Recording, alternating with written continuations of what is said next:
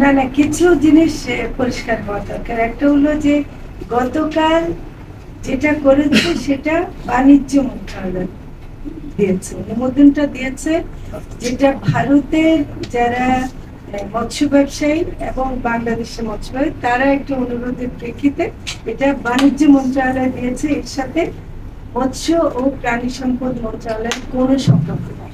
আমাদের এখনো সেই কমিটমেন্টটা আগের মতোই আছে যে আমরা বাংলাদেশের মানুষের জন্য ইলিশ যেন প্রাপ্যতা নিশ্চিত করতে পারি, এবং একটা দাম, যেটা আপনারা বলছেন যে দাম বেড়ে গেছে ইমিডিয়েটলি, আমার মনে হয় যে এটা মিডিয়ার একটা বলার কারণে আরো বেড়ে যাচ্ছে। আপনারা সবাই এখনো মাছটা যায়নি, এখন মাত্র অনুমোদন হয়েছে, এটা এখনো কাগজে আছে, এটা এখনো যায়নি। যদি এর প্রভাবে দাম বাড়ে সেটা আমরা মনে করি যে এটা বাড়া উচিত হবে না। এই জন্যে যে আমাদের যে মূল প্রাপ্যতা এবার বোধহয় 5 লাখ টন, 5,30,000 টন হয়েছে, এর মধ্যে 3,000 টন অনুমতি দেওয়া হয়েছে, কিন্তু গত বছরও এই 3,000 টনের বেশি অনুমতি দেওয়ার পরও কিন্তু তারা ততগুলো নিতে পারেনি। তো ফলে আসলে কত যাবে সেটা আমরা এখনো জানি। আপনি কি তাহলে ওই বাণিজ্য মন্ত্রণালয়কে বলবেন যে এই আপনার যে স্ট্যান্ড যে রপ্তানি করা যাবে না, আমি রপ্তানিটা কি বাণিজ্য মন্ত্রণালয়কে বলবেন আপনি এই রপ্তানি বন্ধ? আমি রপ্তানি বন্ধ মানে আমি প্রথম বলেছি, আপনারা যদি মনে করতে পারেন, আগে দেশের মানুষ খাবে তারপরে দেশের মানুষ খেতে পারি নাই, কারণ এবার ইলিশের দাম গতবারের চেয়েও বেশি। আর বাণিজ্য মন্ত্রণালয় থেকে বলা হচ্ছে যে এই ধরনের ইন্টারমিনিস্ট্রির ক্ষেত্রে আপনাদের সম্মতি নিয়েই তারা এটা কিন্তু অনুমতি দিয়েছে। এরকম কোনো ব্যাপার না। আপনার আমার মনে হয় যে বিষয়টা আমরা বেশি আলোচনা জানতেন না আমাদের। আমি মনে করি যে আমি এটা এত ভাবে ওপেনলি বলতে চাই না, এবং এটা আমি আলোচনাটা এখানেই শেষ করতে চাই। এটা বলে শেষ করবো, বাণিজ্য মন্ত্রণালয় স্বাধীনভাবে এটা তারা দিয়েছে, এবং তারা একটা অনুরোধের প্রেক্ষিতে দিয়েছেন। দুর্গাপূজা, ভারতের দুর্গাপূজা উপলক্ষে বিশেষ অনুরোধ ছিল, সেই অনুযায়ী তারা করেছে, সেটা তাদেরকে আমি জোর করতে পারি না।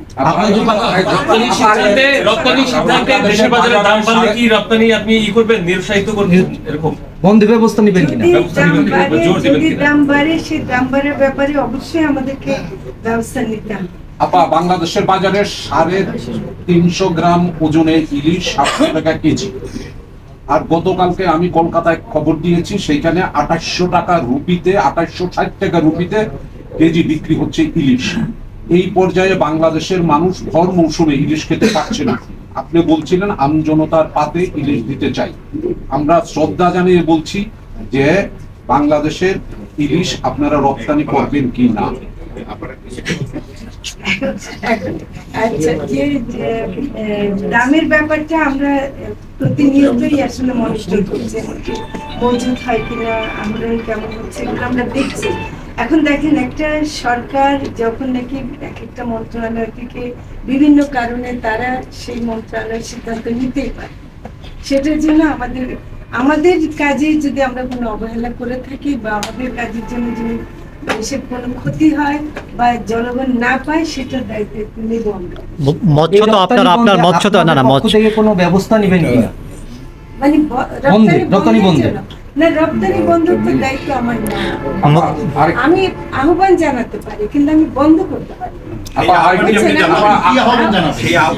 আমি আগে জানিয়ে ফেলেছি, কিন্তু এখন ওরা বলছে দুর্গাপূজাকে কেন্দ্র করে তারা বিশেষ যে অনুরোধ পেয়েছে, সেই অনুযায়ী যদি তারা করে থাকে, সেটা তো আমি জোর করে কিছু করতে পারবো না।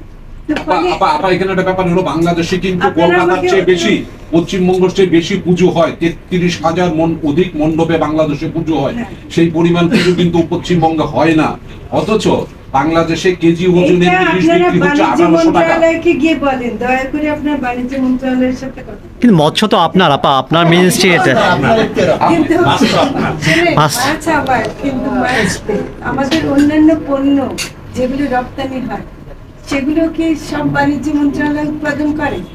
ওগুলো তো বিভিন্ন মন্ত্রণালয়ের অধীনে থাকে, কিন্তু রপ্তানি আমদানির সিদ্ধান্ত বাণিজ্য মন্ত্রণালয়ের নেয়ার অধিকার তো তাদের আর আছে। আপনার জিনিস আপনি দিবেন কিনা সেই বিশেষ প্রেক্ষিত আর একটা কথা পরিষ্কার করি, পূজার সাথে আমি আমাদের যারা হিন্দু ভাই বোনরা আছেন তাদের সাথে কথা বলতে দেখছি ধর্মীয় ভাবে ইলিশের সাথে পূজার কোনো সম্পর্ক আছে কিনা সেটা আমি শুনেছি নাই। কাজে এটা আমরা যেমন ভালো খাবার খাই, সে ভালো খাবার খাওয়ার একটা অংশ হিসেবে তারা নিতে চাচ্ছে, কিন্তু পূজার মানে পূজার সাথে এটার কোনো সম্পর্ক নেই। তো এটা পরিষ্কার করা দরকার। অনেক সময় মনে হবে যে আমরা খুব